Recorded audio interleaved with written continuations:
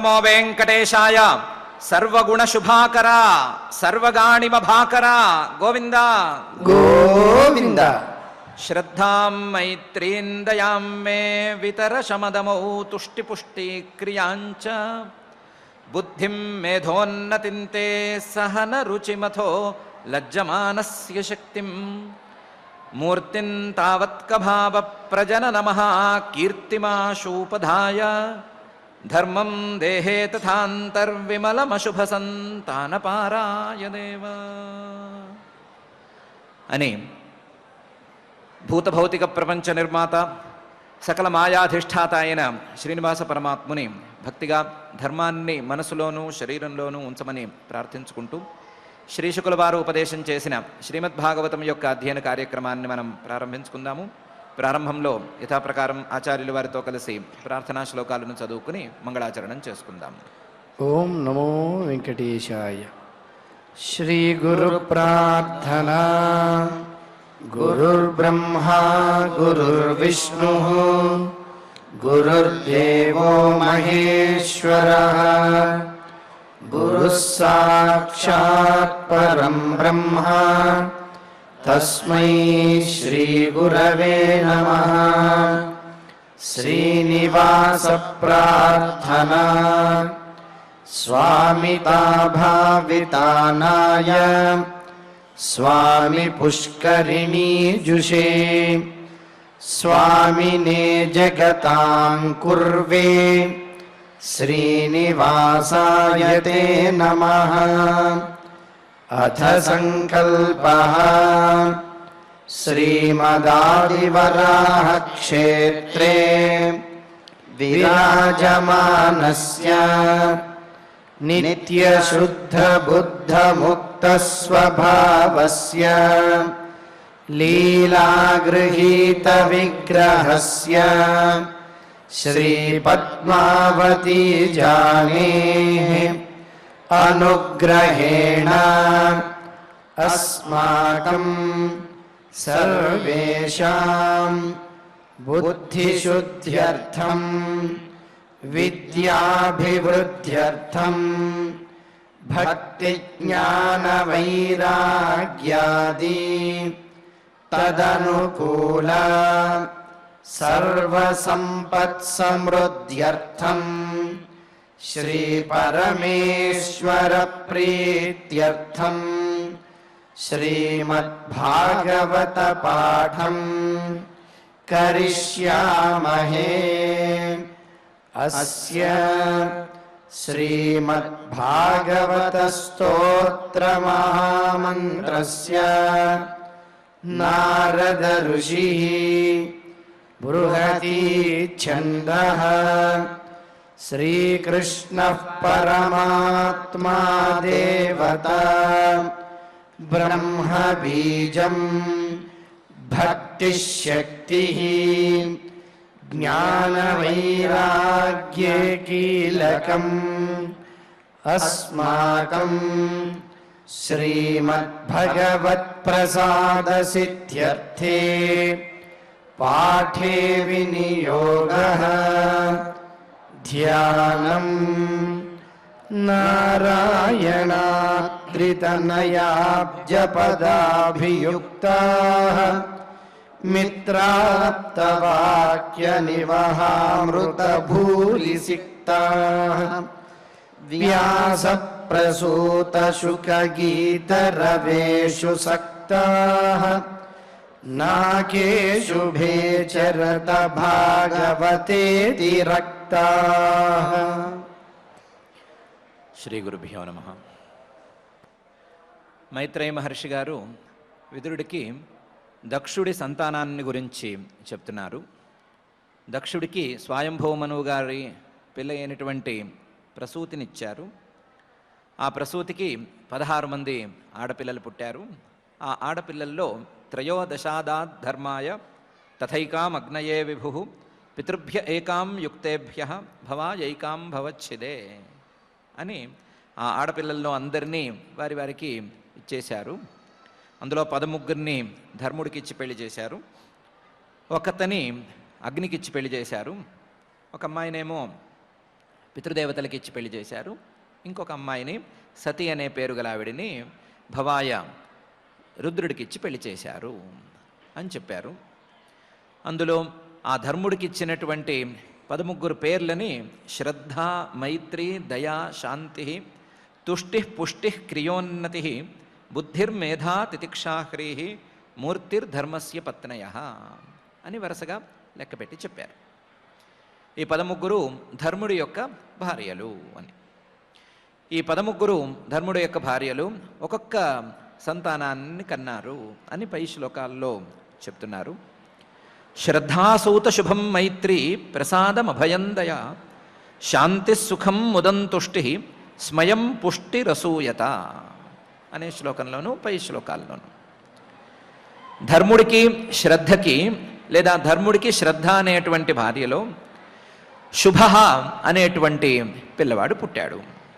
లేదా శ్రద్ధ అనేటువంటి ధర్ముడి భార్య శుభం అనేటువంటి పిల్లవాడిని కన్నది. శ్రద్ధాసూత శుభం. మైత్రి అనేటువంటి ధర్ముడి భార్య ప్రసాదం అంటే ప్రసాద అనే పేరు కలిగిన పిల్లవాడిని కన్నది. దయా అనేటువంటి ధర్ముడి భార్య అభయ అనే పేరు కలిగిన పిల్లవాడిని కన్నది. శాంతి అనే ఆవిడ సుఖం అనే పిల్లవాడిని కన్నది. ముదం తుష్టి అనే పేరు కలిగిన ఆవిడ ముత్ అనే పేరు కలిగిన పిల్లవాడిని కన్నది. పుష్టి అనే ఆవిడ స్మయ అనే పిల్లవాడిని కన్నది. స్మయం పుష్టిరసూయత. యోగం క్రియోన్నతిర్దర్పం అర్థం బుద్ధిరసూయత మేధా స్మృతిం తితిక్షాతు క్షేమం హ్రీహి ప్రశ్రయం సుతం అని పైన ఇంకా భార్యలు పిల్లల్ని కన్నారు అని చెప్తున్నారు. యోగం క్రియా ఉన్నతి. క్రియ అనేటువంటి ధర్ముడి భార్య యోగ అనే పేరు కలిగిన పిల్లవాడిని కన్నది. ఉన్నతి అనే ఆవిడేమో దర్ప అనే ఆయన్ని కన్నది. బుద్ధి అనే ఆవిడ అర్థ అనే పిల్లవాడిని కన్నది. మేధా స్మృతిం అనే ఆవిడేమో స్మృతి అనేటువంటి పిల్లను కన్నది. తితిక్షాతు క్షేమం. తితిక్ష అనే ఆవిడ క్షేమ అనే ఆయన్ని కన్నది. హ్రీహి అనే ఆవిడ ప్రశ్రయ అనే ఆయన్ని కన్నది. ఇప్పటికి 12 మంది 2 శ్లోకాల్లో అయ్యారు. 13వ ఆవిడ మూర్తి అనేటువంటి ఆవిడ. మూర్తి సర్వగుణోత్పత్తి నరనారాయణ వృషి. మూర్తి అనే ఆవిడ సర్వగుణోత్పత్తి సర్వమంగళ గుణాలను ఉత్పత్తి చేయగలిగినటువంటి సామర్థ్యం కలిగింది. సర్వేషాం గుణానాం ఉత్పత్తిర్ యస్మాత్ లేదా యస్యాహ. ఈ సర్వగుణోత్పత్తిగా ఉండేటువంటి మూర్తి అనే ఆవిడ నరుడు నారాయణుడు అనే ఇద్దరిని కన్నది. తాను ఉత్పత్తి చేయగలిగినటువంటి అన్ని మంచి గుణాలకు ప్రతీకగా అన్ని మంచి గుణాలకు ఆశ్రయంగా ఉండేటువంటి ఇద్దరిని నారాయణులని కన్నది అని ఈ భాగం వరకు ఉండే భాగంలో మహర్షి గారు చెప్తున్నారు. మూర్తి సర్వగుణోత్పత్తి నరనారాయణ వృషి అని. మహర్షి గారు చెప్పేటువంటి ఈ వరుసలో ఏదో ప్రత్యేకమైన సందేశం ఉంది అని మాత్రం తెలుస్తోంది. ధర్ముడు ఆయన ఎవరి పిల్లవాడు అనే మాట చెప్పలేదు. ఆయనకి 13 భార్యలు అని అన్నారు. ఒక్కొక్క భార్య పేరులోనూ ఏదో విశేషం లీలగా గోచరం అవుతూనే ఉంది. వీళ్ళిద్దరికీ పుట్టినటువంటి ఒక్కొక్కరికి పుట్టిన పిల్లల్లో ఏదో విశేషం కనబడుతోంది. ఆ కనబడేటువంటి విశేషాన్ని అందరూ ఆలోచించుకోవాలి. ఆలోచించుకుని ధర్మం నుంచి నారాయణుడి దాకా ఎలా వెళ్ళాలి అనే విషయం మీద ఆలోచన చేయాలి అని మహర్షి గారు భావిస్తున్నారు. ఆ భావనతోనే ఉన్న విషయాన్నే చక్కగా వరుసగా చెప్పారు. దాని ప్రకారం చూసుకుంటే ధర్ముడు శ్రద్ధ లేదా ధర్మము శ్రద్ధ ఈ రెండు గనక కలిస్తే ఆ శ్రద్ధ అనేటువంటి ప్రభావం ఆ గుణం ప్రభావం ద్వారా శుభం అనేది కలిగి తీరుతుంది. మాట చక్కగా మార్చుకుంటే శ్రద్ధగా ధర్మాన్ని ఆచరిస్తే శుభం అనేది కలుగుతుంది అనేటువంటి భావన కలగటానికి శ్రద్ధాసూత శుభం అని అంటున్నారు. మైత్రీ ప్రసాదం. మైత్రి అన్నిటి మీద, ప్రాణులన్నిటి మీద మిత్రభావం అనేది గనక ధర్మంతో కలిస్తే, ధర్మంగా ఉండటం చేస్తూనే, ధర్మంగా ఉంటూనే, ధర్మాచరణ చేస్తూనే ప్రాణుల మీద మిత్రభావాన్ని గనక సాధించగలిగినట్లయితే అది ప్రసన్నతను, ప్రసాదం అనే దాన్ని ఇస్తుంది అని మహర్షి గారు చెప్పదలిచారు. ఎలాగైతే యోగ సూత్రాల్లో పతంజలి మహర్షి గారు మైత్రీ కరుణాముదిత ఉపేక్షాణం సుఖదుఃఖ పుణ్యాపుణ్య విషయాణం భావనాతశ్చిత్త ప్రసాదనం అని అన్నారు. మైత్రి మొదలైనటువంటి గుణాలు మనసులో ప్రసన్నతను, ప్రసన్నంగా ఉండటం అనేటువంటి గుణాన్ని ఇస్తాయి అని చెప్పారు. అదేవిధంగా ధర్మము, మైత్రి అనే ఈ రెండు గనక కలిసినట్లయితే ప్రసన్నత, ప్రసాదం అనేది కలుగుతుంది అని మహర్షి గారు కూడా చెప్తున్నారు. మైత్రేయ మహర్షి గారు కూడాను దయ అనేది ధర్మంతో కలిసినప్పుడు, ధర్మ దయలు అనే రెండు కలిసినప్పుడు అభయం అనేది ఏర్పడుతుంది. అహింసా ప్రతిష్టాయాం తత్సన్నిధౌ వైరత్యాగ అని పతంజలి మహర్షి గారు చెప్పినటువంటి విధంగానే దయ అనేదాన్ని గనక సరిగ్గా ధర్మంతో జోడించుకుని సాధించగలిగినట్లయితే అభయం అనేది ఏ ప్రాణి నుండి, ఏ వస్తువు నుండి కూడా భయం అనేది కలగకపోవటం అనేది లభిస్తుంది అని మహర్షి గారు సూచన చేస్తున్నారు. దీనికి శాంతి, ధర్మం అనేటువంటి ఈ రెండూ కలిస్తే, ధర్మాన్ని, మనస్సును శాంతంగా ఉంచుకోవటాన్ని రెండిటినీ గనక సాధన చేసుకోగలిగినట్లయితే సుఖం అనేది కలిగి తీరుతుంది అనే దాన్ని కూడా జోడిస్తున్నారు. శాంతి, సుఖం, ముదం, తుష్టి ఉన్నదాంతో సంతోషంగా ఉండటం అనేదాన్ని గనక ధర్మంతో కలిపి సాధించుకోగలిగితే, ధర్మాన్ని ఉన్నదాంతో సంతోషంగా ఉండటాన్ని రెండిటినీ కలిపి గనక సాధించుకోగలిగినట్లయితే ముత్ అంటే ఆనందం లేదా సంతోషం, సుఖం అనేది కలుగుతుంది అని సూచన చేస్తున్నారు. సంతోషాదనుత్తమ సుఖలాభ అని పతంజలి మహర్షి గారు చెప్పిన విషయాన్నే మరొక తీరులో చెప్పుకుంటూ వస్తున్నారు. ముదం తుష్టి స్మయం పుష్టిరసూయత. ధర్మాన్ని గనక పుష్టితో కలిపినట్లయితే, పుష్టి, ధర్మం అనే ఈ రెండు గనక కలిసినట్లయితే, పుష్టి అనేదాన్ని శారీరకమైన పుష్టిగాను, లేకపోతే కావలసినటువంటి సాధనాల యొక్క పుష్టిగాను ఏ విధంగా తీసుకున్నా, ఈ పుష్టి ధర్మంతో గనక కలిసినట్లయితే ఆ పుష్టి స్మయం అంటే ధర్మంలో పైన ఇంకా ఇంకా చేయాలి, మంచి పనులు చేయాలి అనేటువంటి ఉత్సాహాన్ని అందిస్తుంది. అలాంటి స్మయం అనేది మానవుణ్ణి మరింత ముందుకు తోస్తుంది, అభ్యున్నతిలో ఇంకా పై మెట్లు ఎక్కేటట్లు చేస్తుంది అని మహర్షి గారు ప్రత్యేకించి చెప్తున్నారు. ఒకవేళ గనక ఈ పుష్టి ధర్మంతో కలవకపోతే, ధర్మము పుష్టి కలవకుండా పుష్టి అధర్మంతో గనక కలిసినట్లయితే ఇదే స్మయం, ఇదే పుత్రుడి స్థానంలో ఉండేటువంటి భావం గర్వంగానూ మరొక భావంగానూ మిగిలిపోతుంది, అహంకారంగా మిగిలిపోతుంది. కానీ ధర్మంతో కలిసినప్పుడు మాత్రం ఈ స్మయం నూతన ఉత్సాహంగా, కొత్త కొత్త మంచి పనులు చేపట్టేందుకు కారణమైనటువంటి ఉత్సాహంగా మిగులుతుంది అనే విషయాన్ని ప్రత్యేకించి చెప్పదలిచారు. అందుకని శ్రద్ధాసూత శుభం మైత్రి ప్రసాదమభయం దయా శాంతి సుఖం ముదం తుష్టి స్మయం పుష్టిరసూయత అని ప్రత్యేకించి చెప్తున్నారు.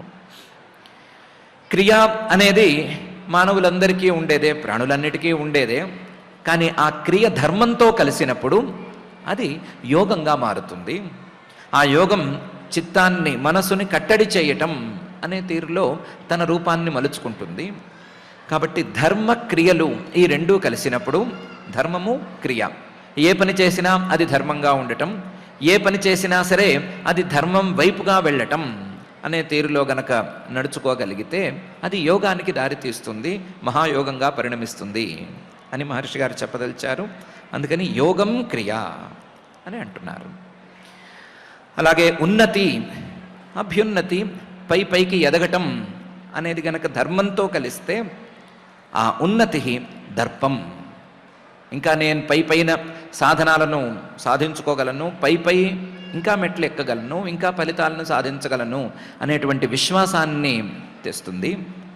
అలా కాకుండా ఈ ఉన్నతి గనక అధర్మంతో కలిస్తే అది దర్పంగా కేవలం గర్వంగా మిగిలిపోతుంది అనే విషయాన్ని చెప్పదలిచారు. అందుకని ఉన్నతిర్దర్పం అనే మాటను అంటున్నారు. బుద్ధి అనేది కనుక ధర్మంతో కలిస్తే, బుద్ధి మొత్తం ధర్మపరంగా ఉన్నట్లయితే అర్థ ప్రయోజనం అనేది మిగులుతుంది. ఈ బుద్ధి ధర్మంతో కలవకపోతే, అధర్మంతో కలిస్తే మిగిలేది మాత్రం అనర్థమే అనే విషయాన్ని కూడా చెప్పదలిచారు. అందుకని అర్థం బుద్ధిరసూయత అని అన్నారు. మేధ మానవులకు ఉండేటువంటి కొత్త విషయాలను అర్థం చేసుకునే, కొత్త విషయాలను కనిపెట్టగలిగినటువంటి ప్రజ్ఞ, మానవులకు మాత్రమే ప్రత్యేకించినటువంటి ప్రతిభ. ఈ ప్రతిభ గనక ధర్మంతో కలిస్తే అది స్మృతి కావలసిన విషయాన్ని కావలసిన సమయంలో, అందుకోవలసిన సమయంలో గుర్తుకు తెచ్చుకోవటం అనేటువంటి తీరులో తనను తాను మలుచుకుంటుంది.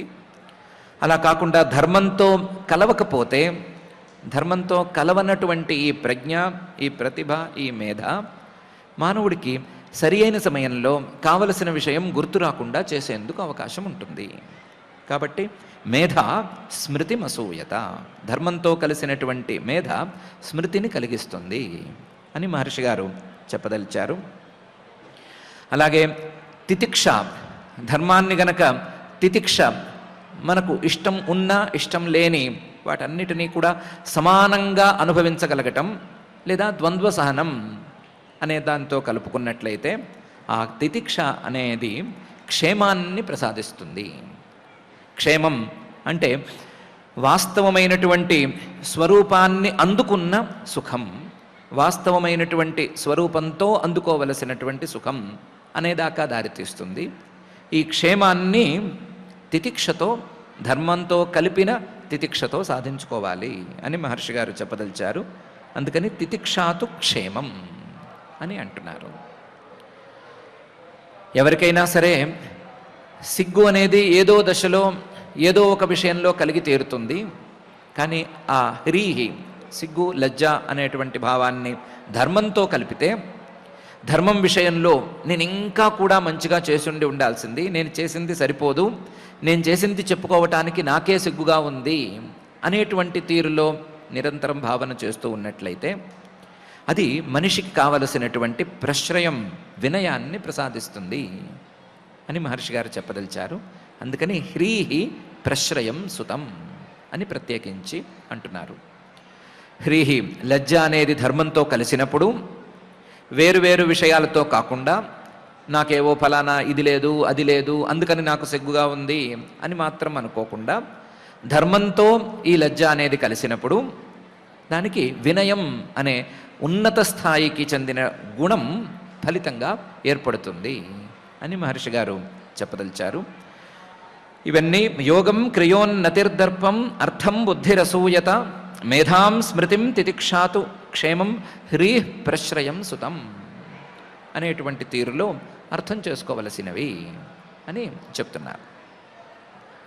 ఒకవేళ గనక వీటన్నిటినీ, అలాగే మూర్తిని అంటే సర్వ గుణోత్పత్తి, మానవుడికి ఉండేటువంటి గుణాలు, మానవుడికి ఉండేటువంటి స్వభావాలు, విశేషాలు ఇవన్నీ కూడా ధర్మంతో గనక కలిసినట్లయితే, ధర్మంతోనే మానవుడి యొక్క ప్రతి అంశము కలిసిపోయి ఉంటే గనక అప్పుడు ఆ మానవుడు నారాయణుణ్ణే సాక్షాత్తుగా చేరుకుంటాడు అనేదానికి సూచనగా మూర్తి సర్వగుణోత్పత్తి నరనారాయణ వృషి అనేటువంటి భాగాన్ని మహర్షి గారు ప్రత్యేకించి చెప్తున్నారు. మూర్తి, ఆవిడ యొక్క మూర్తి ప్రత్యేకించి చెప్పడానికి ఏమీ లేదు, ఆవిడ ఇలాంటిది అలాంటిది అని చెప్పడానికి ఏమీ లేదు. ఆవిడ సర్వగుణోత్పత్తి, అన్ని గుణాలను తనలో ఇముడ్చుకుని ఉంటుంది, అన్ని గుణాలను పుట్టించే స్వభావం కలిగి ఉంటుంది. అన్ని గుణాలను పుట్టించే ఈ స్వభావాన్ని, ఈ గుణాన్ని ధర్మంతో గనక కలిపినట్లయితే అది నారాయణుడికి చేరువ చేస్తుంది. వాస్తవానికి ఇందులో రెండు ఉన్నట్లు కనిపిస్తాయి, కానీ రెండు లేవు. నరుడు నారాయణుడు వీళ్ళిద్దరూ ఒకటే అని పైన ఎలాగూ చెప్పనేపోతున్నాము. కాబట్టి ఏకరూపంగా రెండుగాను ఇంకా ఎక్కువ రూపాలలోనూ కనిపించేటువంటి ఆ నారాయణుణ్ణి ఈ సర్వగుణోత్పత్తిగా ఉండేటువంటి మూర్తి ధర్మంతో కలిసినప్పుడు అందిస్తుంది అనే విషయాన్ని చెప్పదలిచి మూర్తి సర్వగుణోత్పత్తి నరనారాయణ వృషి అనేటువంటి భాగాన్ని మహర్షి గారు పలుకుతున్నారు. ధర్మాన్ని ఈ గుణాలను సరిగ్గా ఇలా మేళవించటం వలన, కలుపుకోవటం వలన మానవుడు శుభం అనేటువంటి ఫలితం దగ్గర నుంచి నారాయణుణ్ణి అందుకోవటం అనే ఫలితం దాకా అన్నిటినీ అందుకోవచ్చు. చివరి ఫలితమైనటువంటి ఆ పరమాత్మను చేరుకోవటం, పరమాత్మను తెలుసుకోవటం అనే ఫలితాన్ని కూడా ఈ ధర్మం ద్వారా అందుకోవచ్చు అనే విషయాన్ని ప్రత్యేకించి మనసులలోకి జొప్పించటానికి మహర్షి గారు ఈ భాగాన్ని ప్రత్యేకించి వాడుతున్నారు. వాడుతూ 13 మంది ఆడపిల్లలు వాళ్ళ సంతానం అనే దాన్ని కూడా ఈ భాగంలోనే చెప్పి పూర్తి చేసేస్తున్నారు. పూర్తి చేసేటప్పుడు నరనారాయణులు ఇద్దరు పుట్టారు కదా, మూర్తి అనే ఆవిడికి. వాళ్ళు పుట్టిన వెంటనే మాత్రం చాలా విశేషాలు జరిగాయి అని పై శ్లోకంలో చెప్తున్నారు.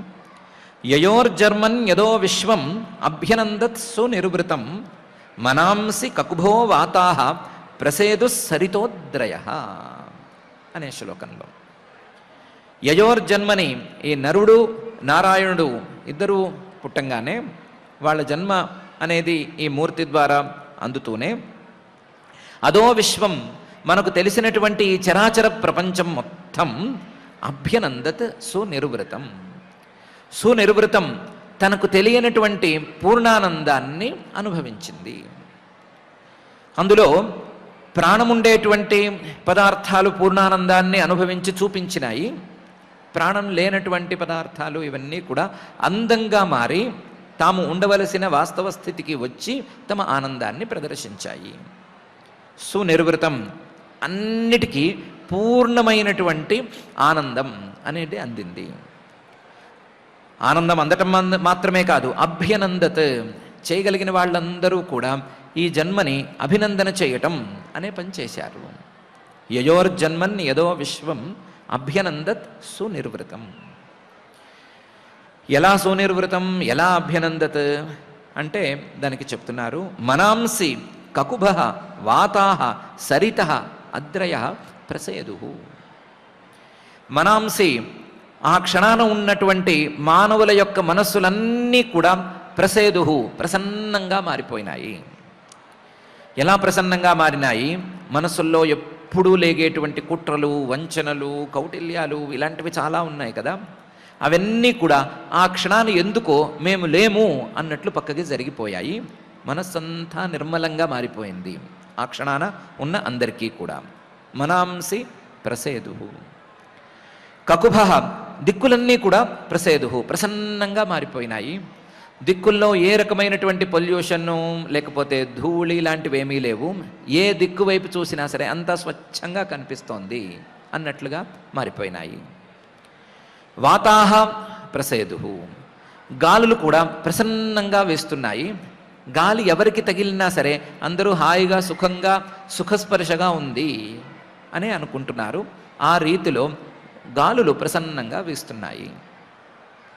సరిత ప్రసేదు, సరిత, నదులన్నీ కూడా నిర్మలంగా ఏమీ వరద గిరద లేకుండా చాలా స్వచ్ఛంగా ప్రవహిస్తున్నాయి. ప్రవహించేటప్పుడు మరీ వేగంగా కాకుండా, మరీ నిదానంగా కాకుండా కావలసినంత తీరులో ప్రవహిస్తున్నాయి, ప్రసన్నంగా ప్రవహిస్తున్నాయి. అద్రయ, పర్వతాలు కూడా ప్రసన్నంగా ఉన్నాయి. అద్రయ ప్రసేదు, పర్వతాలు కూడా తమలో ఉండేటువంటి విశేషాలన్నిటినీ బయటికి చూపించేసేస్తున్నాయి. ఒక్కొక్క పర్వతంలోనూ ఒక్కొక్క విశేషం ఉంటుంది. కొన్ని పర్వతాలు మణులకు ప్రసిద్ధిగాంచిన పర్వతాలు, కొన్ని పర్వతాలు గంధ మొదలైనటువంటి వృక్షాలకు ప్రసిద్ధిగాంచినవి, కొన్ని పర్వతాలు గైరిక ధాతువులు అంటారు, వాటికి ప్రసిద్ధి చెందినవి.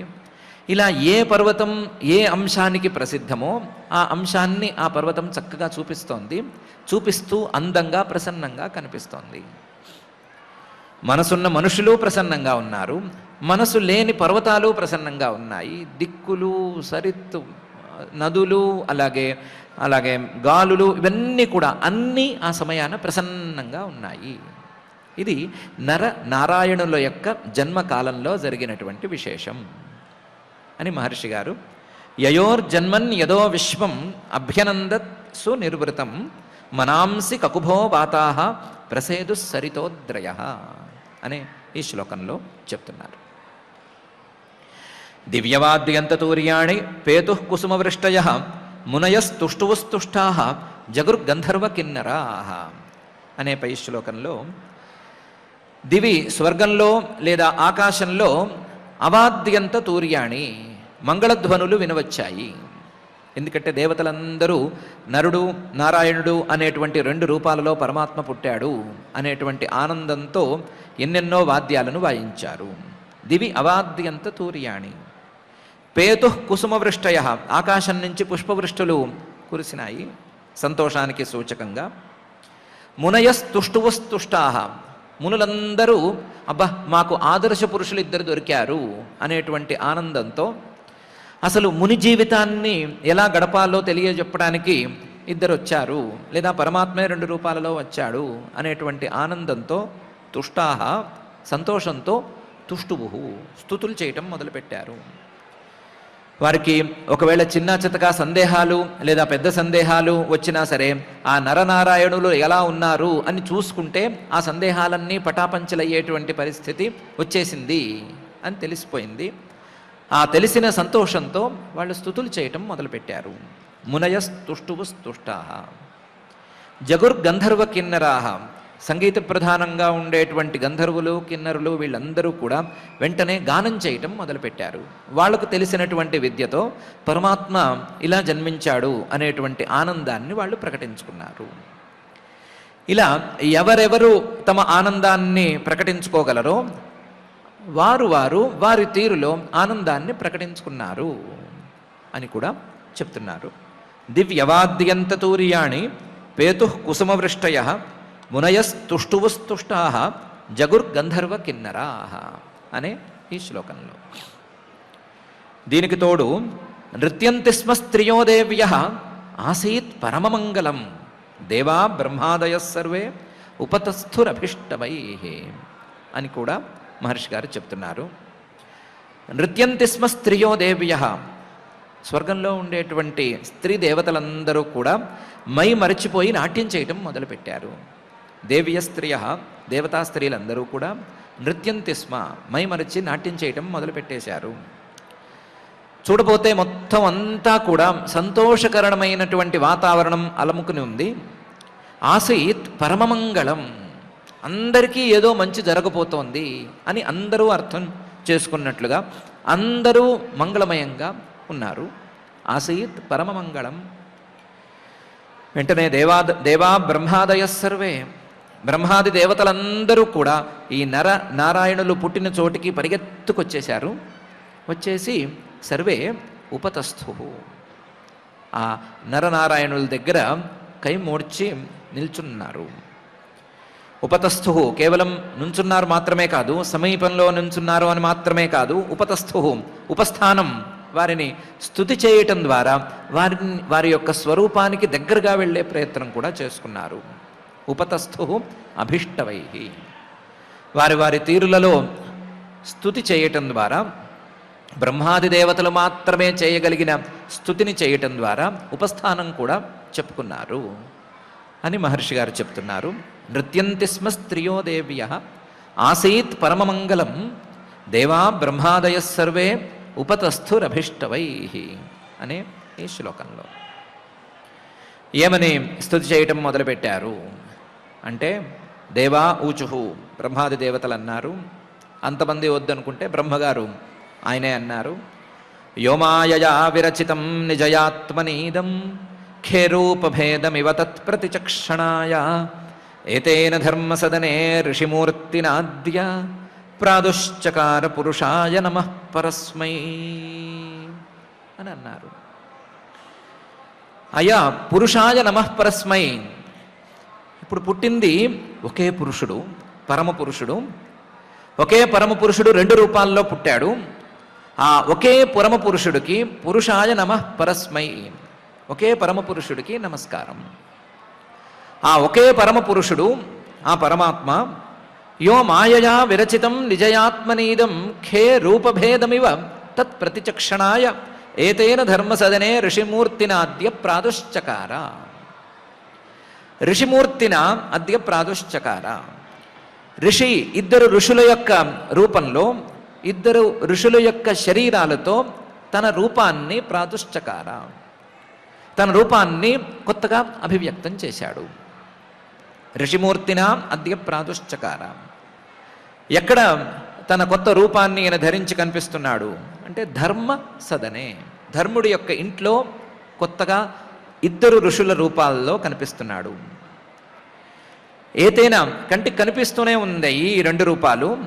కంటికి కనిపించేటువంటి ఈ రూపాల్లో ధర్ముడి యొక్క ఇంటిలో ఋషి రూపాలలో ఆ పరమపురుషుడే అవతరించాడు. ఆ అవతరించిన పరమపురుషుడికి నమస్కారం.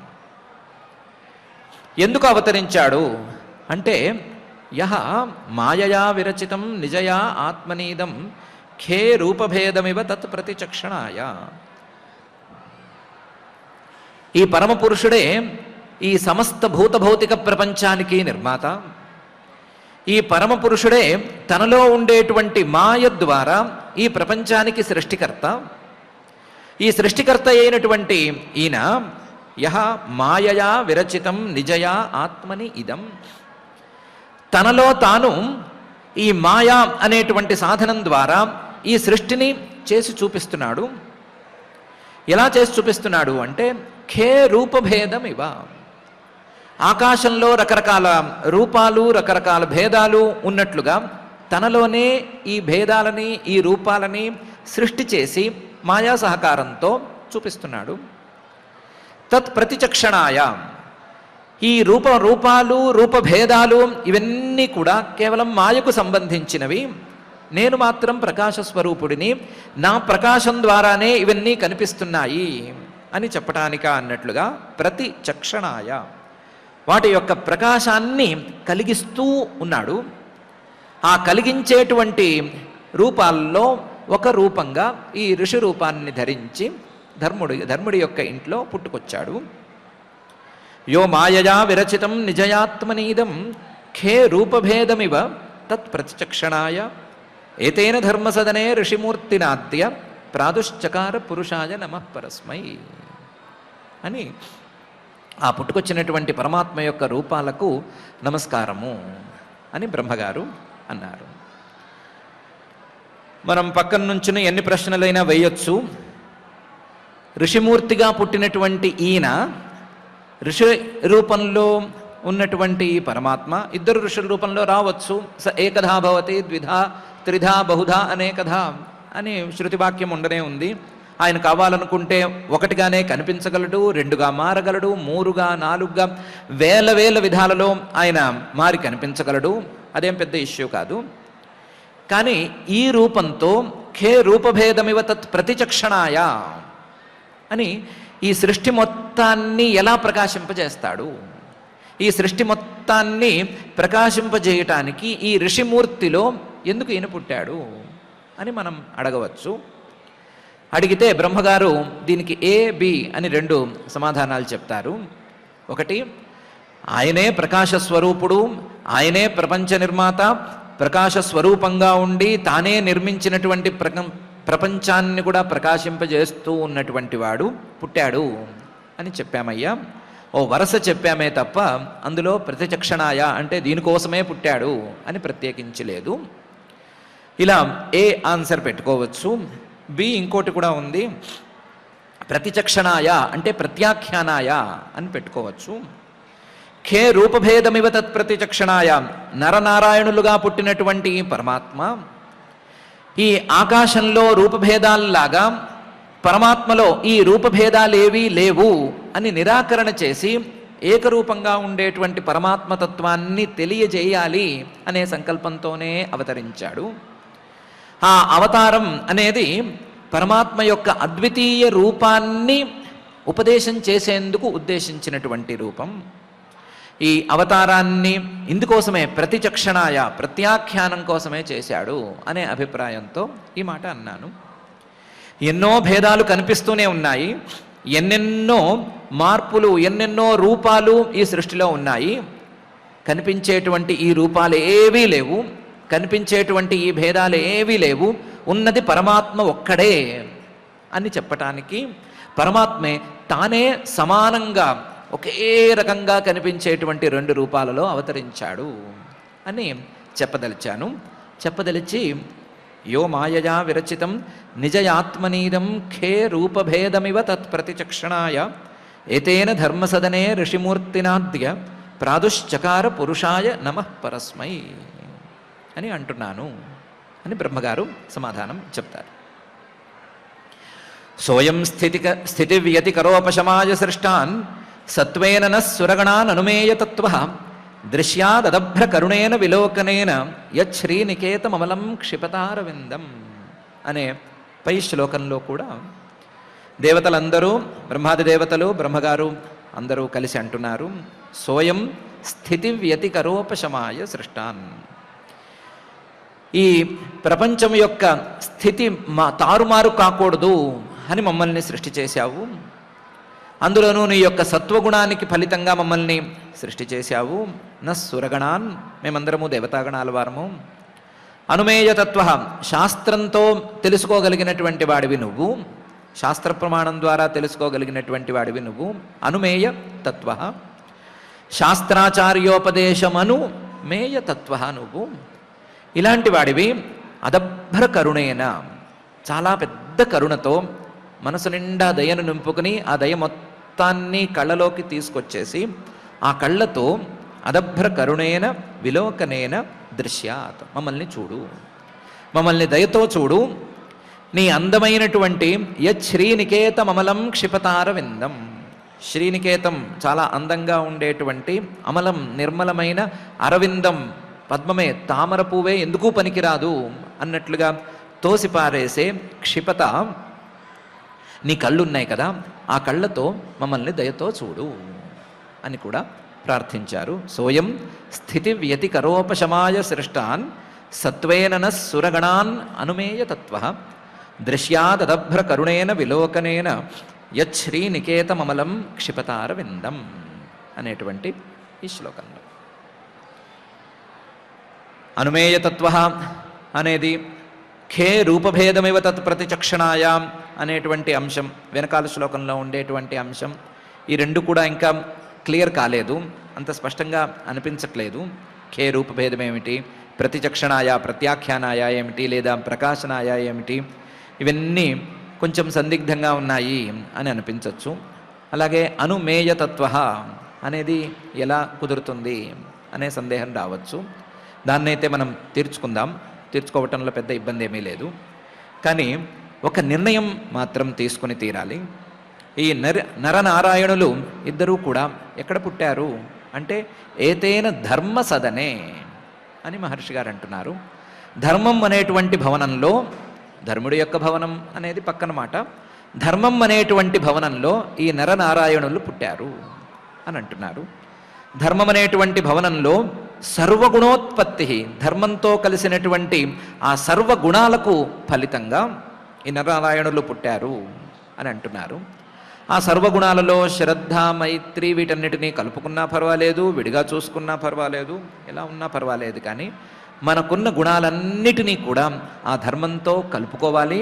కలుపుకున్నప్పుడు మాత్రమే ఈ మాయామయ ప్రపంచ నిర్మాత అయినటువంటి పరమాత్మను తెలుసుకునేందుకు అవకాశం దక్కుతుంది అనే విషయాన్ని మనం తెలుసుకోవాలి. ఆ విషయాన్ని ప్రధానంగా ఈరోజుకు తెలుసుకుంటూ మనకు కూడా ఆ ధర్మం మీద పరిపూర్ణమైన శ్రద్ధ రావాలి, ఆ ధర్మంతో మైత్రి రావాలి, ధర్మంతో కలిసిన గుణాలన్నీ మనకు అమరాలి. అమరి మనకు కూడా ఆ మాయను పోగొట్టేటువంటి ఆ పరమాత్మ కళ్ళకు తెలిసినంత స్పష్టంగా తెలియాలి అని మనం కోరుకుందాం. మన కోరికను తీర్చవలసిందిగా ఆ భూతభౌతిక ప్రపంచ నిర్మాత అఘటిత ఘటనాపటు మాయాధిష్ఠాత అయిన శ్రీనివాస పరమాత్మని భక్తిగా ప్రార్థించుకుందాం. ఆ ప్రార్థనతో ఈ రోజుకి పారాయణ కార్యక్రమాన్ని ప్రారంభించుకుందాం. ఓం నమో వెంకటేశాయ. గంధవాహుడు మందగతి ననుకూలుడై వీచే నల్దిక్కులు విషదమయ్యను అఖిల లోకంబులు ఆనందమును పొందే తుములమై దేవదుందుభులు మ్రోసే కరమొప్ప జలదుల గలగలడంగిను మించిన గది ప్రవహించె నదులు గంధర్వ కిన్నెర గానముల్ వీతించే అప్సరోజనముల నాట్యమునరే సురలు గురిగించిరందంద విరులవాన ముని జనంబులు సంతోషమున చలంగి వినుతులొనరించి అవేళ విశ్వమెల్ల పరమ మంగళమయ్యొప్పే భవ్య చరిత అని నరనారాయణులిద్దరూ ఆవిర్భవించినటువంటి అద్భుత సన్నివేశాన్ని శ్రీమద్ భాగవత రసామృత ఆస్వాదంలో భాగంగా మనం ఆలకించాం. ఆ అర్థాన్ని అనుసంధానం చేసుకుంటూ శ్రద్ధగా నేడు శ్రీమద్ భాగవతంలో చతుర్థ స్కంధంలో ప్రథమాధ్యాయంలో 50వ శ్లోకం దగ్గర నుంచి మనం పారాయణ చేసుకుందాం. అథ శ్రీమద్భాగవతే పారమహంస్యాం సంహితాయాం చతుర్థ స్కంధే ప్రథమాధ్యాయే శ్లోకాః శ్రద్ధాసూత శుభం మైత్రీ ప్రసాదమభయం దయా శాంతి సుఖం ముదం తుష్టిః స్మయం పుష్టిరసూయత యోగం క్రియోన్నతిర్దర్పం అర్థం బుద్ధిరసూయత మేధా స్మృతిం తితిక్షాతు క్షేమం హ్రీః ప్రశ్రయం సుతం మూర్తిః సర్వగుణోత్పత్తిః నరనారాయణ వృషి యయోర్జన్మన్యదో విశ్వం అభ్యనందత్సు నిర్వృతం మనాంసి కకుభోవాతాః ప్రసేదుస్సరితోద్రయః దివ్యవాద్యంతతోర్యాణి పేతుః కుసుమవృష్టయః మునయస్తుష్టువుస్తుష్టాః జగుర్గంధర్వకిన్నరాః నృత్యంతి స్మ స్త్రియో దేవ్యః ఆసీత్ పరమమంగళం దేవా బ్రహ్మాదయః సర్వే ఉపతస్థురభిష్టవైః దేవా ఊచుః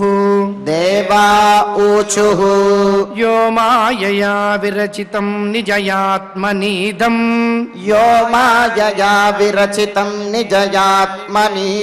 ఖేరూపభేదమివ తత్ప్రతిచక్షణాయ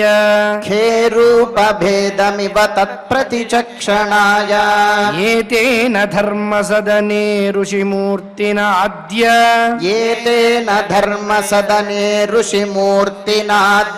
ప్రాదుశ్చకార పురుషాయ నమః పరస్మై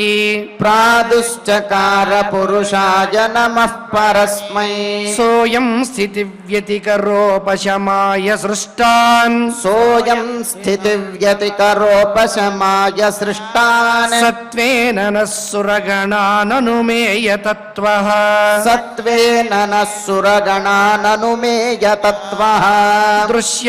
దృశ్యాదభ్రకరుణేన విలోకనేన యచ్శ్రీనికేతమమలం క్షిపతారవిందం ముఖారవిందం ఇతి ఇతి శ్రీమద్భాగవతే శ్రీమద్భాగవతే పారమహంస్యాం సంహితాయాం పారమహంస్యాం సంహితాయాం చతుర్థస్కంధే చతుర్థస్కంధే ప్రథమాధ్యాయే ప్రథమాధ్యాయే శ్లోకాః శ్లోకాః. భక్తి శ్రద్ధలతో పారాయణ కార్యక్రమాన్ని పరిపూర్ణం చేసుకుందాం. ఇప్పుడు క్షమాప్రార్థన దగ్గర నుంచి మంగళాంత శ్లోకం వరకు పఠించి మంగళాంతంగా నేటి అధ్యయన కార్యక్రమానికి పరిసమాప్తిని పలుకుదాం. అథ క్షమా ప్రార్థనా యదక్షరపదభ్రష్టం మాత్రాహీనం చ యద్భవేత్ తత్సర్వం క్షమ్యతాం దేవ నారాయణ నమోస్తుతే. అథ భగవత్ సమర్పణం కాయేన వాచా మనసేంద్రియైర్వా బుద్ధ్యాత్మనా వా ప్రకృతే స్వభావాత్ కరోమి యద్యత్ సకలం పరస్మై నారాయణాయేతి సమర్పయామి. అథ లోకక్షేమ ప్రార్థనా సర్వే భవంతు సుఖినః సర్వే సంతు నిరామయాః సర్వే భద్రాణి పశ్యంతు మా కశ్చిద్ దుఃఖభాగ్ భవేత్. అథ మంగళం శ్రియకాంతాయ కళ్యాణ నిధయే నిధయేర్థినాం శ్రీవేంకట నివాసాయ శ్రీనివాసాయ మంగళం. పనేసియా మెరిడియన్ హాస్పిటల్స్ ప్రతి సామాన్యుడికి అందుబాటులో అంతర్జాతీయ వైద్య ప్రమాణాలతో వైద్యం, 24 గంటల అంబులెన్స్ సర్వీసుతో పాటు అత్యవసర సేవలతో ఏర్పాటైన చికిత్సా విభాగం. మా దగ్గర గుండె సంబంధిత, మూత్రపిండ, కాలేయ, కంటి జబ్బులకు, మోకాళ్ల శస్త్ర చికిత్సతో పాటు కోవిడ్-19, బ్లాక్ ఫంగస్ వంటి వైరస్లకు, అన్ని రకాల ఆరోగ్య సమస్యలకు నమ్మకమైన అత్యాధునిక వైద్య చికిత్సను అందిస్తున్న హాస్పిటల్ పనేసియా మెరిడియన్ హాస్పిటల్స్. మీ ఆరోగ్య సమస్య ఏదైనా ఇప్పుడు పరిష్కారం సాధ్యం. సంపూర్ణ ఆరోగ్యం కోసం సంప్రదించండి Panacea Meridian hospitals. Opposite Bheeramguda కమాన్, RC Puram, Sangareddy district. Pin code 502032. సంప్రదించాల్సిన ఫోన్ నెంబర్ 0845524177 మరియు 7893757770.